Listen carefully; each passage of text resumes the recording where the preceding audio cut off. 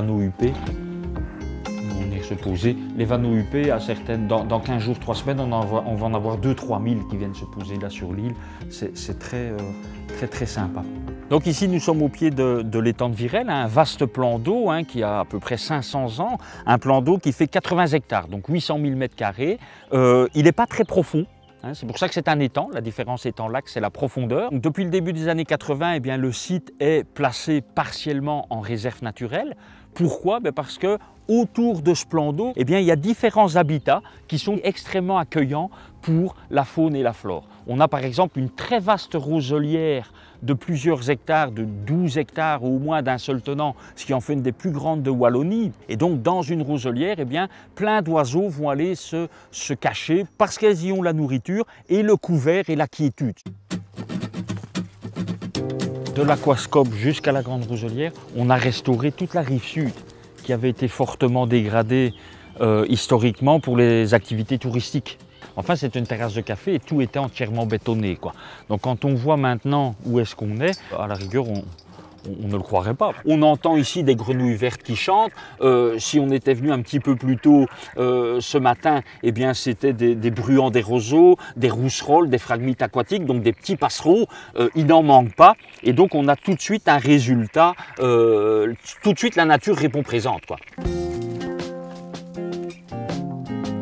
Donc ici nous sommes à l'extrémité nord de l'étang et nous sommes dans un pré de fagne. Donc si on reprend par rapport à l'étang, on a l'étang, une ceinture de roseaux, une ceinture de saules, aulnes, bouleaux, une ceinture buissonnante, une zone ouverte entretenue par l'homme dans lesquelles il y a des petites déclivités qui, à cette saison, c'est sec, mais normalement en fin d'hiver, sont gorgées d'eau. Et donc ce sont des réservoirs d'eau intéressants pour la faune et la flore périphériques. Et puis après, nous repartons progressivement vers la forêt. L'intérêt de conjuguer ces différents habitats, qui sont jointifs un contre l'autre, eh bien c'est à chaque habitat ses espèces. Donc on aura des espèces typiques du pré de fagne, des espèces typiques de la saulée marécageuse, des espèces typiques de la roselière et de l'étang, etc. On a aussi les espèces qu'on trouve n'importe où. Et nous aurons aussi les espèces des lisières, c'est-à-dire les espèces des jonctions entre les habitats. Donc plus on a des habitats différents qui se côtoient, plus on a une richesse au niveau de la faune et de la flore.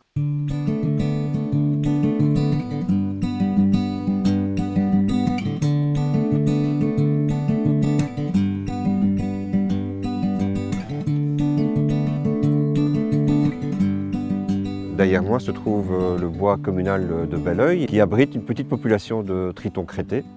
Et c'était l'occasion ici de restaurer en tout cas quelques habitats en milieu prairial, de creuser, voire de restaurer des mares qui, avec les années, s'étaient un peu dégradées ou colmatées. Et on a travaillé avec 2 agriculteurs ici sur la commune de Belleuil, avec la commune elle-même puisque les terrains sont communaux. Et donc, l'intérêt, en tout cas pour l'agriculteur, l'éleveur et le parc naturel des plaines de l'Escaut, et plus largement aussi la région wallonne et l'Europe qui souhaitent sauvegarder le triton crêté, c'était de préserver déjà une population existante et de la développer. Mais aussi pour l'agriculteur, par la restauration de ces mares, c'était aussi de pouvoir abreuver ces animaux. Les mares qui sont en eau peuvent être équipées, comme ici, d'une pompe à museau, qui permet ainsi au bétail, par une simple poussée sur le museau de cette pompe, de pouvoir actionner ainsi la pompe et de la remplir d'eau. Je ne dois jamais amener d'eau aux bêtes, quoi. Donc c'est un gain économique pour moi et un bien-être pour la nature, puisque c'est une zone de refuge pour les tritons, pour les batraciens, et il y a même des daims qui viennent boire dans les étangs, dans les mares, donc pendant la saison. Cette action, menée en collaboration avec un agriculteur, fait tout à fait sens dans les missions d'un groupe d'action locale, puisqu'on met en lien différentes activités humaines pour converger finalement vers des intérêts qui peuvent parfois être un peu différents, mais qui sont tout à fait complémentaires.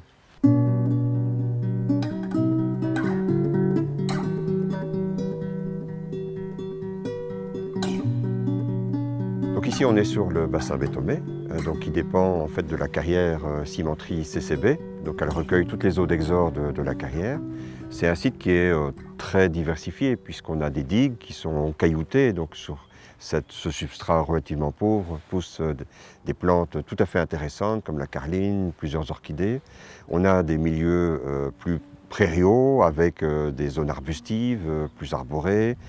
Dans le bassin lui-même, on le voit bien ici, des belles zones de vasières avec un beau gradient de végétation puisqu'après la vasière, on a des plantes à fleurs liées aux zones humides et puis on a de la saulée, on a de la roselière et ces différents habitats font en sorte qu'ici on se trouve vraiment sur une belle mosaïque et qui est très attractive pour beaucoup d'espèces animales.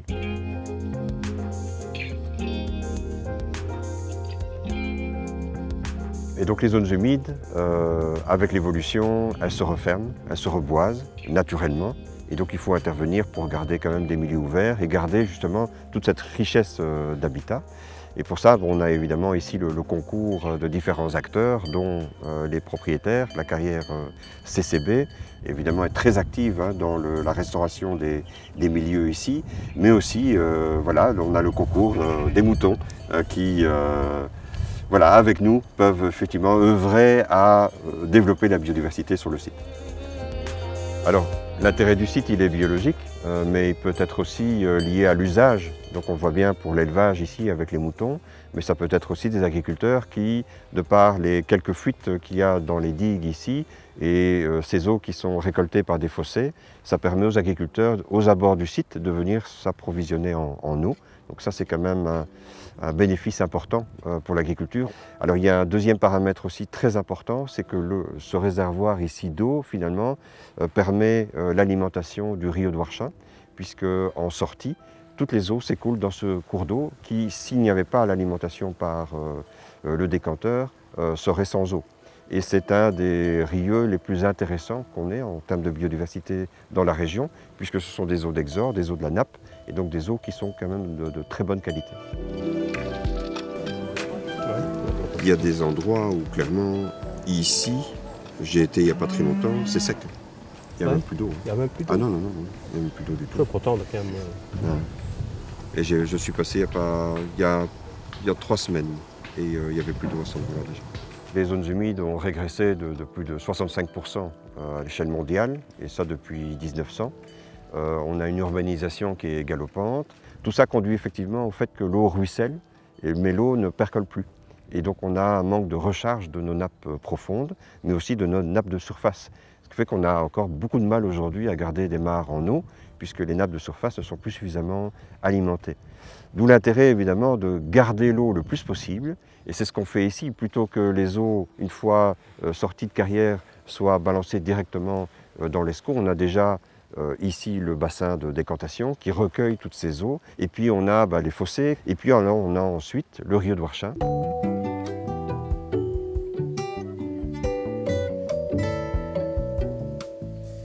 Comme on peut s'en rendre compte en parcourant la périphérie de l'étang de Virel, eh bien, dans leur ensemble, les marais sont vraiment des havres de vie pour la biodiversité.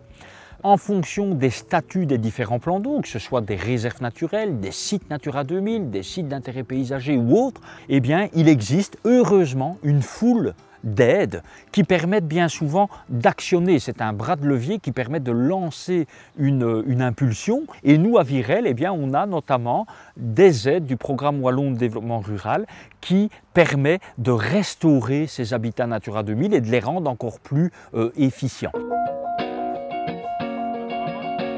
Normalement ici c'est plein d'eau, puisqu'on a créé des contacts avec l'étang, et donc ça permet aux poissons de passer en fin d'hiver quand les eaux sont hautes, de passer et d'aller frayer là-dedans, pondre, trouver de la nourriture, etc. Et les petits alevins de venir se cacher, quoi. En début de printemps, au mois d'avril-mai, eh bien ça grouille de poissons qui viennent se reproduire.